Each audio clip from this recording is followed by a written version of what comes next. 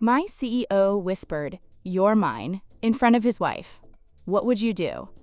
I'm 26, a personal assistant based in Chicago, and if I'm honest, I've always been the kind of person who thought keeping my head down was the safest way to survive corporate life.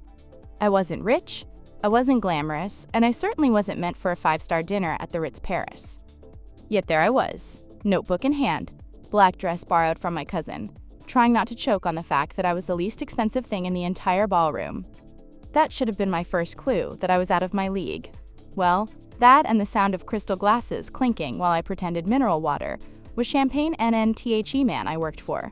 My CEO had a reputation: brilliant, ruthless, cold. People called him the devil in a tailored suit, and most days I would have agreed. He'd once tossed a file on my desk with a smile that wasn't a smile and said, "Without me, you're nobody." He claimed it was a joke, but the paper cut I got from that file stung less than his words. Still, I told myself this trip to Paris was just work. I was the assistant, the shadow, the invisible girl with a calendar app and too many reminders. Of course I was wrong. At the Ritz, everything gleamed. Chandeliers spilling light like liquid gold, the scent of roses mingling with overpriced perfume, the velvet hush of servers moving like ghosts. I thought if I focused on details, I could survive the evening. I scribbled notes about investors, wrote down names I couldn't pronounce, smiled politely when his wife asked me for water. Her diamond ring reflected the candlelight like a warning flare. Meanwhile, my boss kept glancing at me as though the entire table was just noise and I was the only radio tuned to his frequency. I laughed it off in my head, sure, because nothing screams romance like PowerPoint slides and expense reports. And then it happened. In the middle of a toast, with his wife seated barely 3 feet away, he leaned toward me. The scent of his cologne, woodsy, sharp, suffocating, hit first. His voice followed, low enough to make the air around me heavy. "You're mine." 2 words, just 2, but they froze the blood in my veins. I could still hear the clinking of champagne glasses, the polite laughter, but suddenly the ballroom felt like a coffin.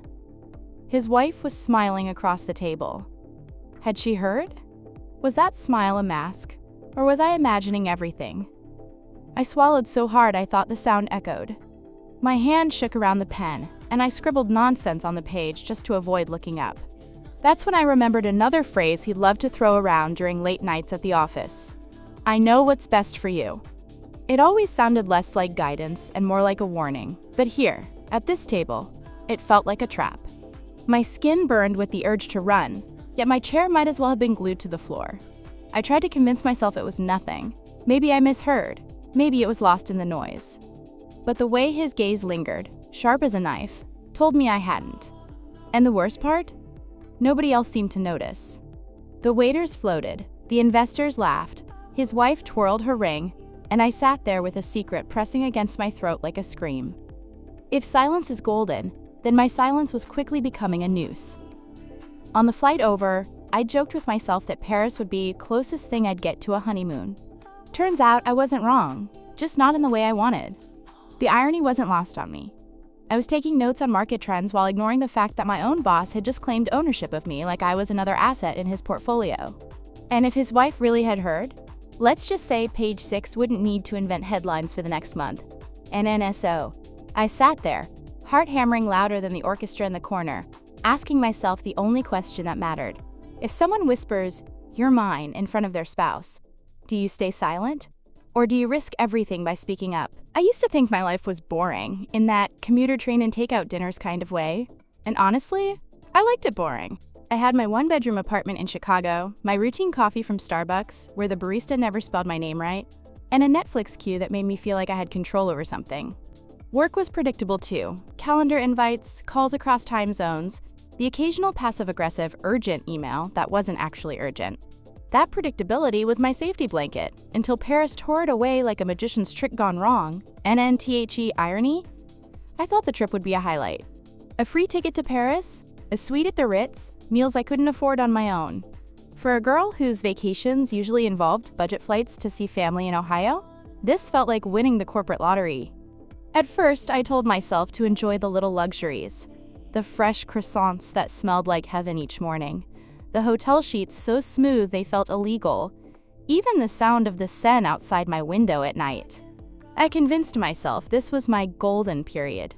The part of the story where everything looks perfect before the cracks appear. Spoiler, the cracks were already forming. NNTHE first red flag came when he insisted I sit next to him at every meeting. "You're more efficient when you're close," he said. Efficient? Sure. Because nothing screams productivity like typing notes while feeling the heat of his arm brush against mine every 5 minutes. I laughed it off in my head. Congratulations, I'd apparently been promoted to favorite shadow. My inbox was full of investor questions, but the real question was whether anyone else noticed the way he lingered near me a little too long. Then there was the late-night strategy session in his suite. I showed up with spreadsheets, he showed up with champagne. He said, "I'm just looking out for you. This is for your own good." Translation: drink with me or risk being labeled ungrateful. The bubbles stung my throat more than they should have. I told myself it was fine, it was harmless, it was just part of the job. But the way his eyes lingered on me when the room went quiet told a different story. NNBY the third flag. Even my sarcasm was running out of gas. We were at a networking reception in the hotel's courtyard. Lanterns glowing overhead, jazz humming in the background. He leaned in, too close, as if the music was an excuse. "Don't look so nervous," he whispered. "Nobody will believe you anyway." His words slipped into my skin like ice water. I laughed. Because what else do you do when your boss casually drops a line better suited for a villain in a thriller? Of course, to everyone else, I was just the polite assistant smiling in the corner. If silence had a market value, mine was apparently priceless. What made it worse was how seamlessly the world around us kept spinning. Investors discussed billion-dollar figures like they were grocery lists. His wife floated around the room in couture, charming everyone, her laugh ringing like a bell. Meanwhile, I stood there, holding a tray of documents, feeling like a ghost in plain sight. It's funny how invisibility feels safe until you realize it's exactly what makes you vulnerable. And still, a part of me clung to denial. Maybe I was imagining things. Maybe I was just tired, jet-lagged, overworked. Maybe all those lines, "Without me, you're nobody. This is for your own good. Nobody will believe you," were just unfortunate jokes I was taking too seriously. My brain kept building excuses while my body screamed the truth every time the hair on the back of my neck stood up. Looking back, I can see the irony. I thought I was being rational, but really, I was bargaining. I wanted to believe I was safe, that this trip was just about business, that the worst thing I had to worry about was whether I'd spill wine on my dress. But the truth was already there, flashing like a neon sign in the Paris night. I wasn't his assistant anymore.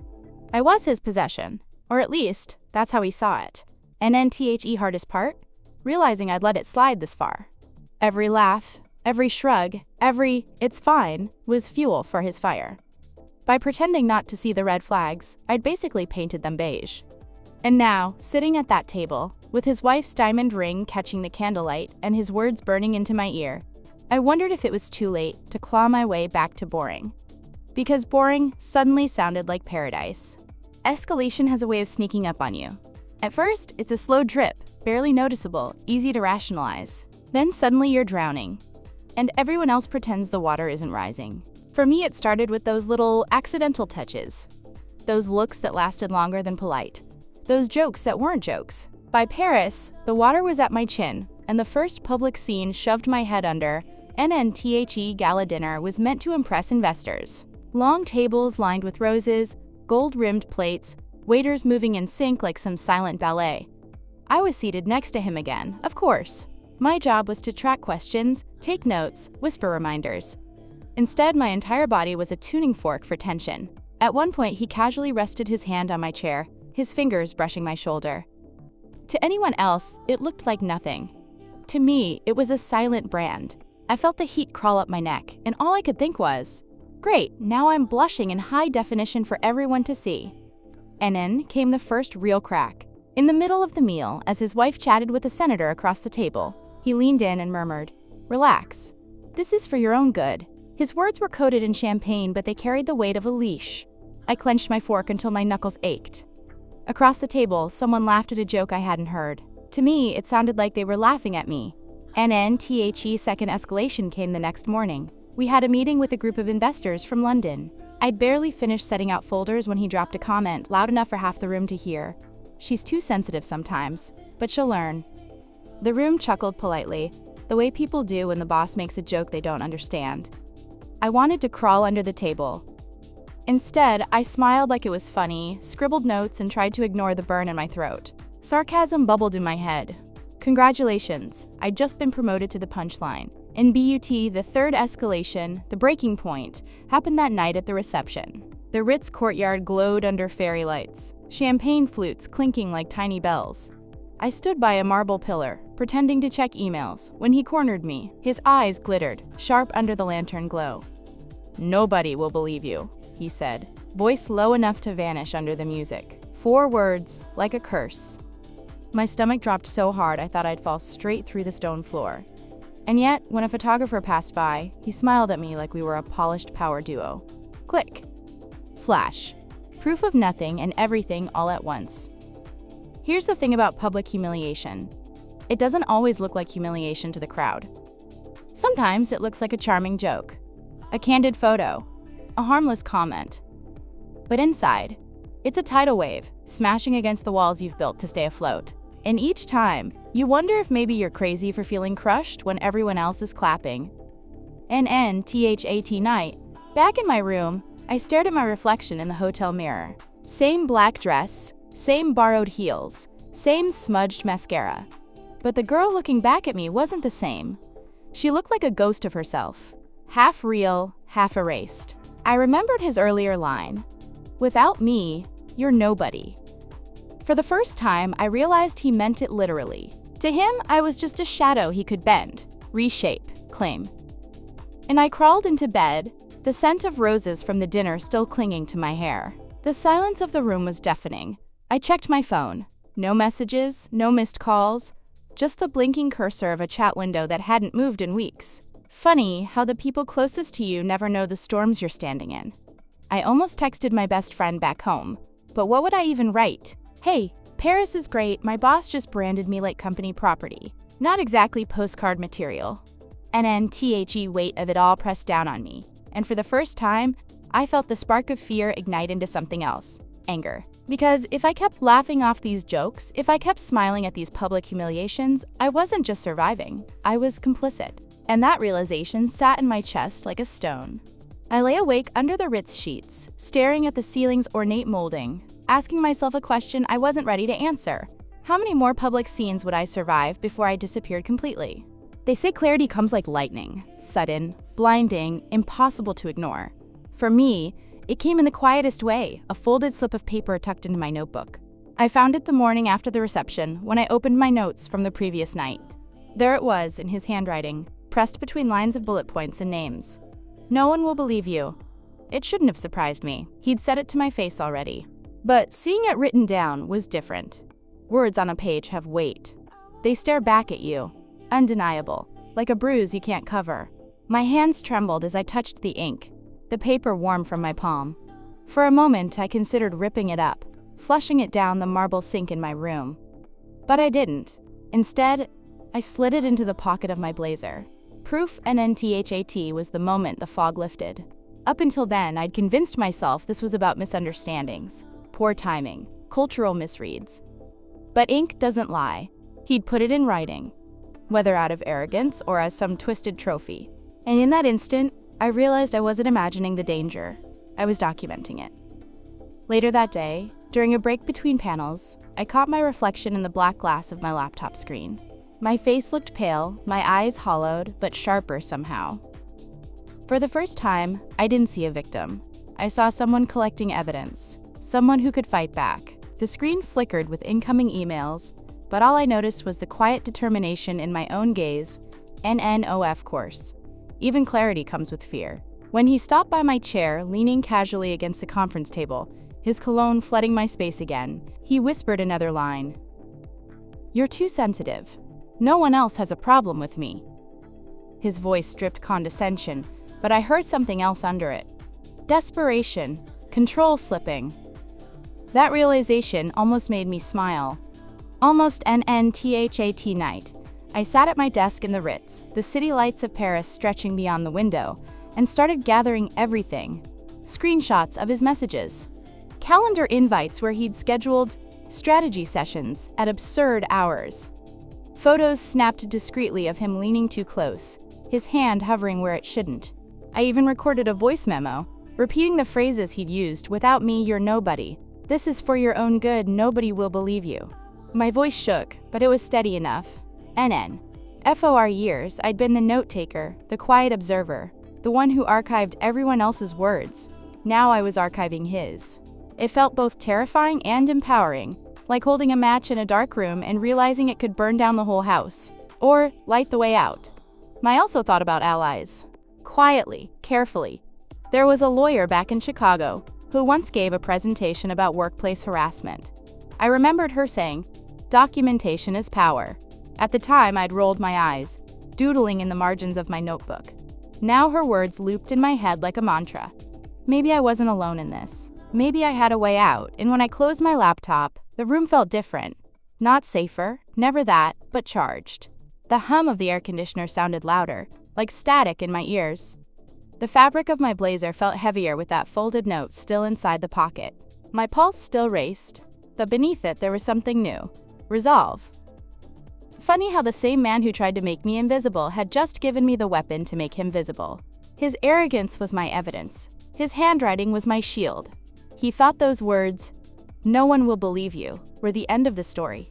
But to me, they were the beginning of my turn. The question wasn't whether I'd act. The question was how far I was willing to go. Once I made the decision, everything shifted. The Ritz no longer looked like a gilded palace, it looked like a stage. Every chandelier, every polished silver spoon, every marble corridor suddenly felt like a spotlight waiting to expose him. Or maybe me. Either way, the game had changed. And I started small, quiet counter moves, a screenshot here, a saved voicemail there. I kept duplicates in cloud folders under names so boring no one would ever click them. Q4 Logistics, Budget Draft 2019. Each click of save felt like a secret rebellion. The irony wasn't lost on me. I was cataloging him the way I used to catalog meeting minutes, except this time the stakes were my life, not quarterly goals. NHE noticed something. Of course he did. Predators always sense a shift in their prey. One afternoon, between investor calls, he leaned over my desk, his tie grazing the edge of my notebook. "You should relax," he murmured, voice honeyed but sharp underneath. "I'm protecting you." My skin prickled. Protecting me from what? Himself. I didn't respond. Instead, I smiled like the good assistant he wanted me to be, while my thumb hit record on my phone hidden beneath the desk. NBY. Then, I'd learned the value of silence. My silence was no longer complicity. It was strategy. Each unspoken word was another thread in a net I was weaving around him. And yet, it terrified me. My chest tightened every time his shadow crossed mine. The smell of his cologne could still send my pulse skittering. Fear doesn't vanish just because you decide to fight back. But layered under the fear was something steadier. Resolve. One night, while the rest of the team celebrated at a rooftop bar overlooking the city, I stayed behind in my room. I laid everything out on the bed. Notes, screenshots, voice recordings. My fingers brushed over the folded slip of paper with his handwriting. "No one will believe you." I almost laughed. He was wrong. Someone would. The hum of the minibar fridge filled the silence as I drafted an email. Not to the gossip columns, not to his wife, not yet. To the lawyer I remembered back in Chicago. I typed, erased, retyped. How do you condense weeks of fear into a few paragraphs? How do you explain that the same man who toasted billion-dollar deals at candlelit dinners also whispered threats like lullabies?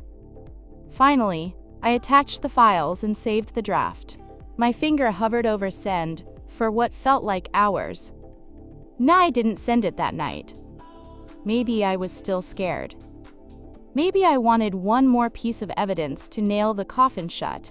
Maybe I wanted to prove to myself that I wasn't overreacting. Either way, I closed the laptop and let the email sit like a loaded gun in my outbox. Next day gave me exactly what I'd been waiting for. Another scene. Another moment where he thought the room was his. We were in a boardroom at La Défense in Paris. Glass walls overlooking the skyline. Sunlight poured in, harsh and unforgiving. He made a joke at my expense in front of everyone. She worries too much. It's cute, really. Keeps her on her toes. The table laughed. My stomach twisted. But this time, instead of shrinking, I reached into my bag, clicked my pen, and took meticulous notes. Not about the meeting. About him. His exact words, the exact time, the exact witnesses. Documentation as survival. Afterward, he caught me alone in the hallway. The glass elevator chimed behind us, doors sliding open like a stage curtain. He leaned in, smile thin as glass. "Without me, you're nothing," he said. His favorite refrain. My recorder was running in my pocket. For once, I didn't feel nothing. I felt power. Net back in my room, I opened the email draft again. Attached the new files. My finger hovered, trembling, but not from fear this time. From anticipation. The click of send was louder than any applause I'd ever heard. NNFOR, the first time in weeks, I slept without waking up in panic. The battle wasn't over, but the silence had broken. And once silence shatters, there's no way to glue it back together. The fallout began slowly, like the first cracks in a glass. Invisible to most people, but to me it was deafening. Within 24 hours of hitting, quote, send, I received a short, precise reply from the Chicago lawyer. "I believe you. Preserve everything. Do not confront him directly. I'll handle the rest." 9 words, and suddenly I wasn't alone in the battlefield anymore.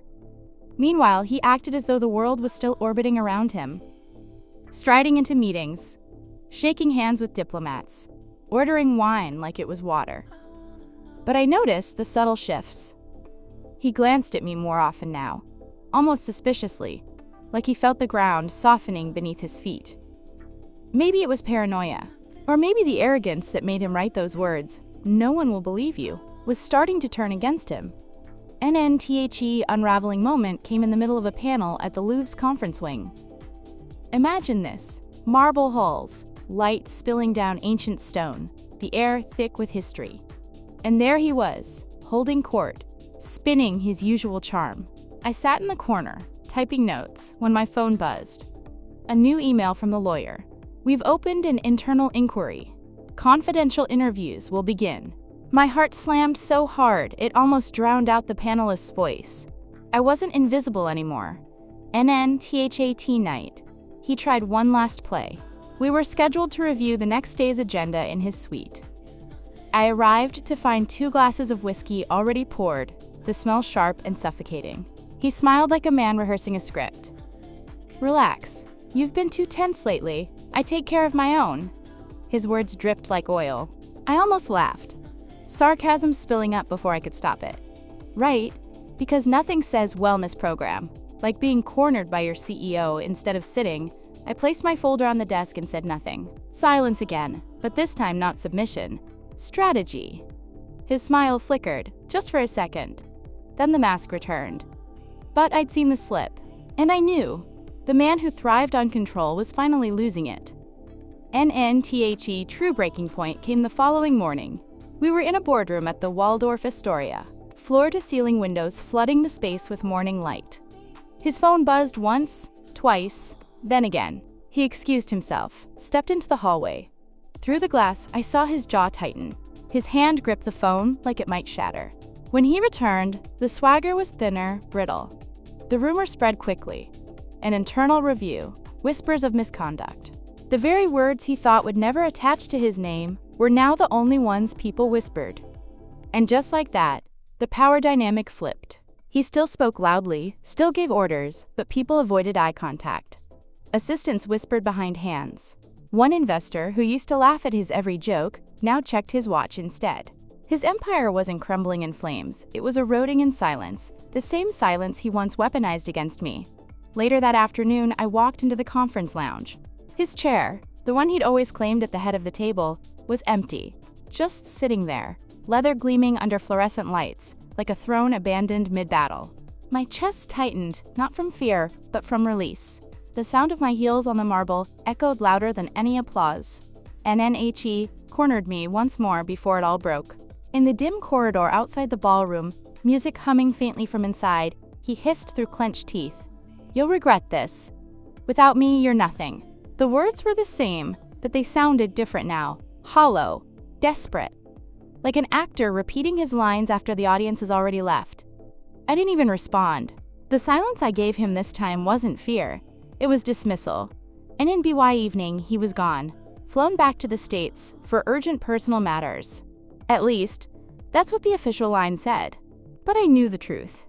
The inquiry had reached his door, and his empire of intimidation was collapsing brick by brick. I returned to my room, collapsed onto the bed, and for the first time since Paris began, I exhaled without the weight of his shadow pressing against my lungs. The city outside sparkled, indifferent, eternal. But inside me, something had shifted permanently. An NTHE question wasn't whether I'd survived him. The question now was what I would do with the silence he left behind. After he left Paris, life didn't instantly return to normal. It never does. Stories like mine don't tie themselves neatly with a bow. They leave echoes, like the smell of smoke after a fire.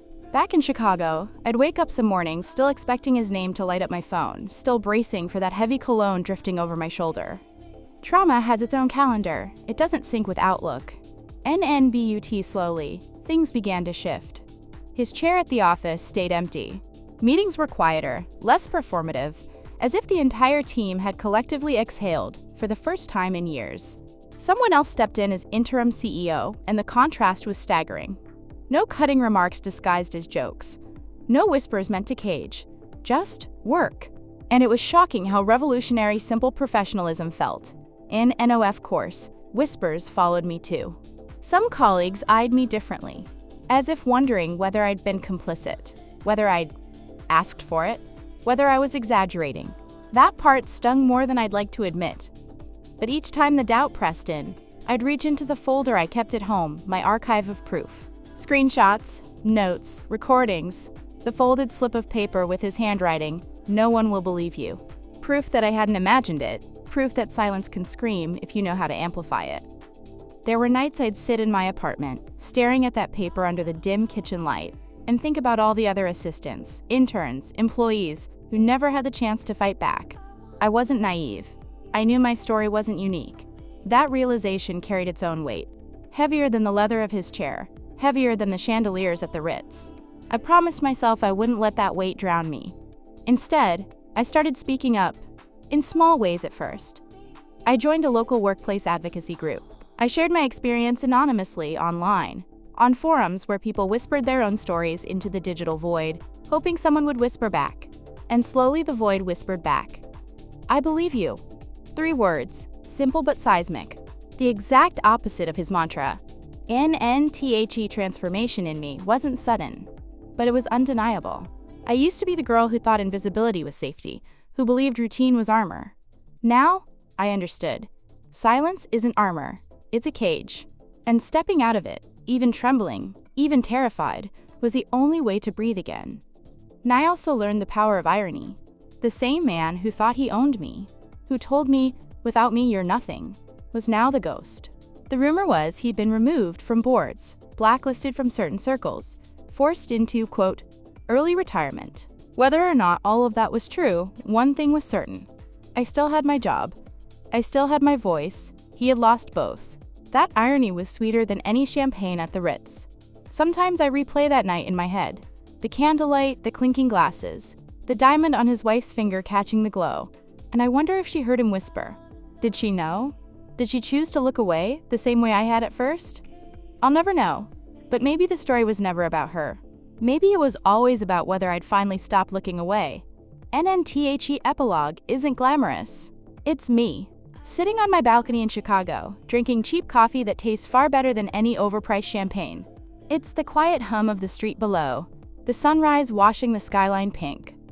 It's boring, in the best way possible. And boring has never felt so powerful. NNTHE moral? Silence is never neutral. It either shields the powerful or empowers the vulnerable. And when you break it, yes, it costs you. But it also sets you free. NNSO. I'll ask you the same question I asked myself that night in Paris, pen trembling in my hand as his words sank into my ear. If someone whispers, "You're mine," in front of their spouse, do you stay silent or do you risk everything by speaking up?